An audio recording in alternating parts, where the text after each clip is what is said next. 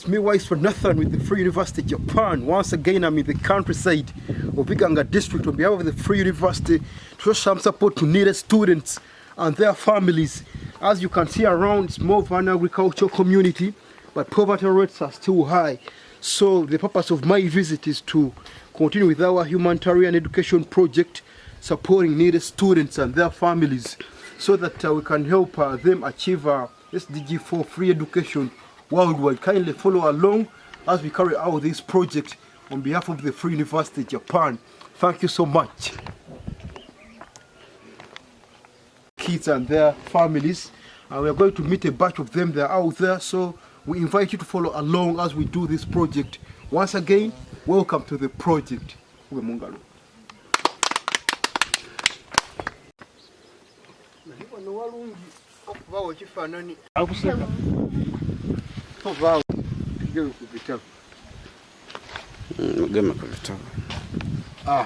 These are free university books. Go and read the hard and become an engineer and change your community.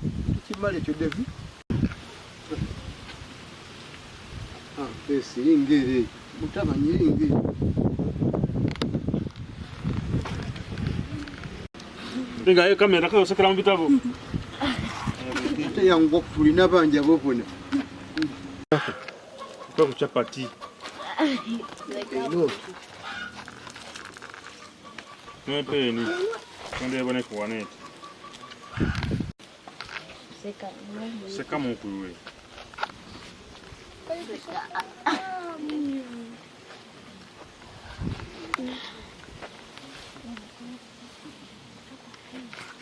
Ingeno seke.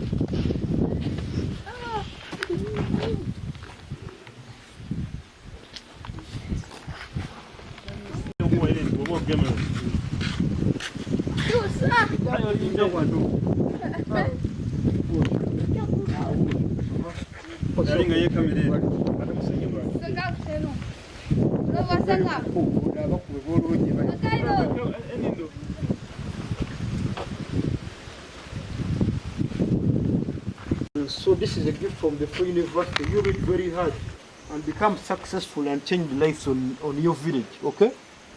Yes, please guide them and they become successful with the help of the Free University. That's okay.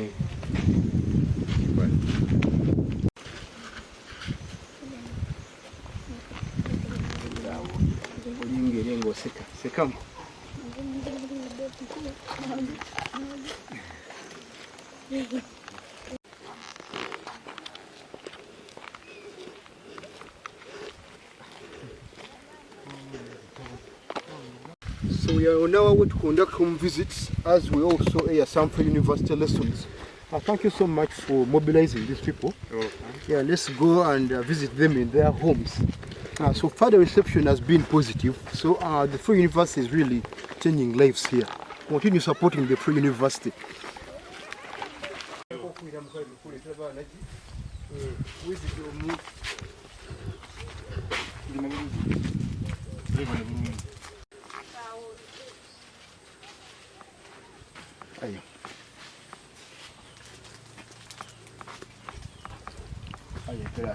Distracting us so cool.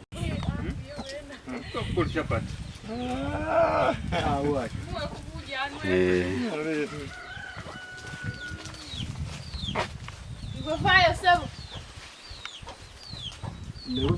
So these things are from the Free University Japan. They are helping your students to enjoy learning by providing books and pens. Do you know the Free University? The Free University is an online school, so I welcome you to become students in the Free University. Yes. Okay, thank you.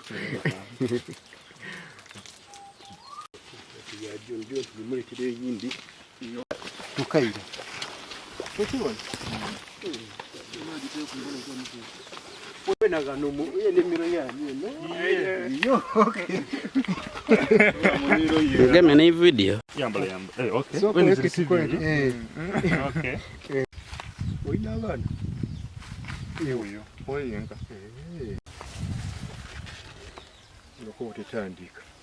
We are giving you a t-shirt from the Free University. This is your personal t-shirt. please wear that, and you advertise the free university on the village. Yeah? Yes. We also invite you to be our student, and we have some lessons for parents too. For example, why it is good for parents to speak English to their children. Huh? Yeah, so wear your t-shirt and you see the amber. You're welcome.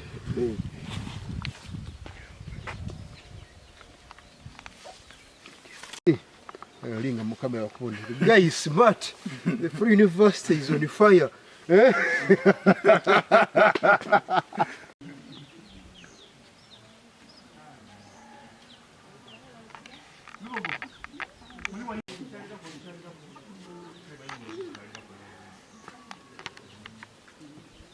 Mutuka wangu mlikuwa kwa chapati. Kama leo bone. Isao. Isao kwa kona. Lugo guli mukambu. Aya, mulinge eno. Linga mukameromu. Guli muntu. Ai tinguli Mwena idobe inumeno mubana bo. Bana abazi.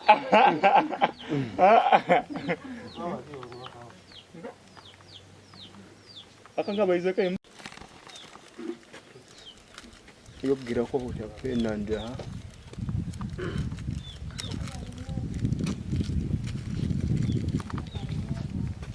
aya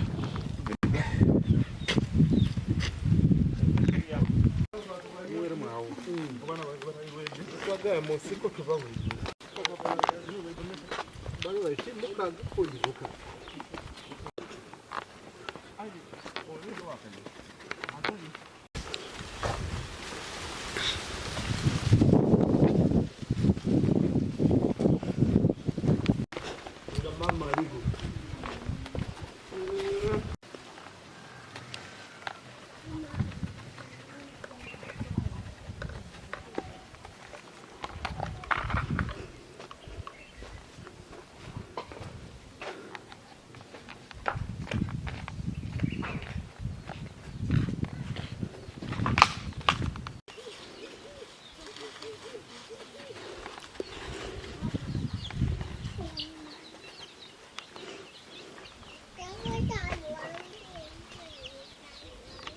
Yeah, sure.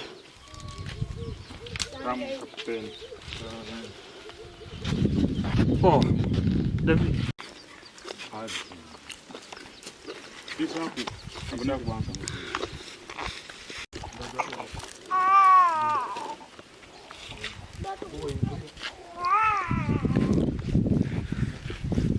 Baba.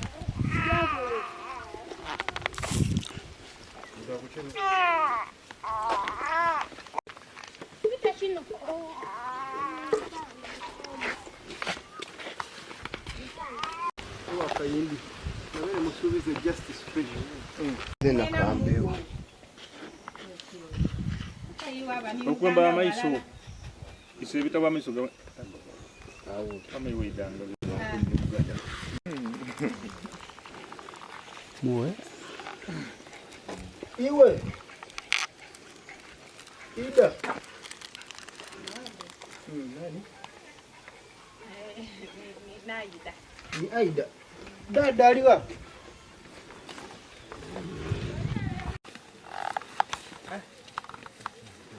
Dada wale ngachwa tamu.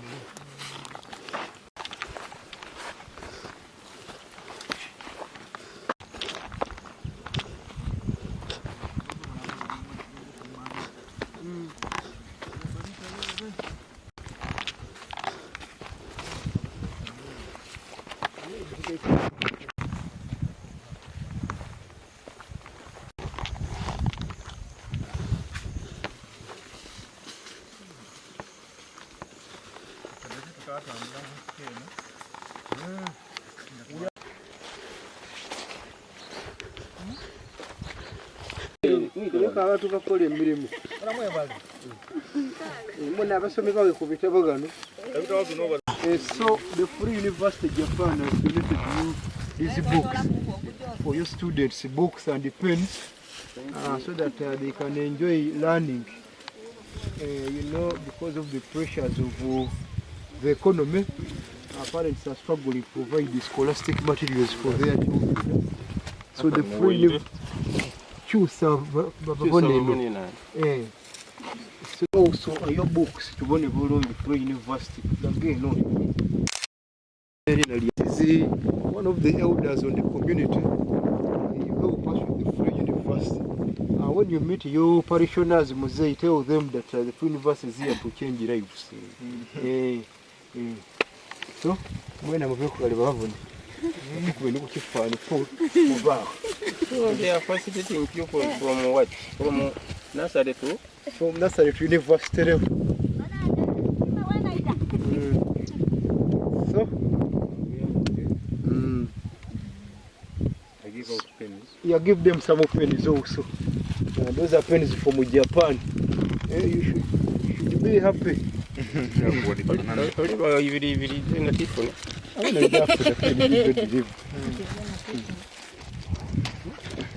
By them were the green. Give them some pennies so that you can write back a last. Yeah, it's like Can I say sugar? Just using so that our Japanese. We are actually happy. We have appreciated the offer and the offer from Free University. from Free University. Yes. And we are just hoping to get more from the Free University Of Japan. of Japan. Mukubi Mongalo. I'm Kaindi. Christopher David. David. He's one of the elders on this community. okay. Yeah, tumaze. Tusimye. Kale se. Webale. Musule bulungi. Oti oli kutambula otya? So as we carried out this project, people are cultivating. They are very busy in the gardens. That's why we had to walk different areas to look for them. We had to go through bushes and whatnot, even valleys to find them. But we have been able to find them. The few we found at home, we were able to give them. So the project has been successful. Thank you so much, the team of the Free University in Japan, Mr. Kosei, Segawa, and everyone working with you. Thank you so much. Continue supporting the Free University. Arigato, arigato, arigato. So we are okay. You're welcome. Kali.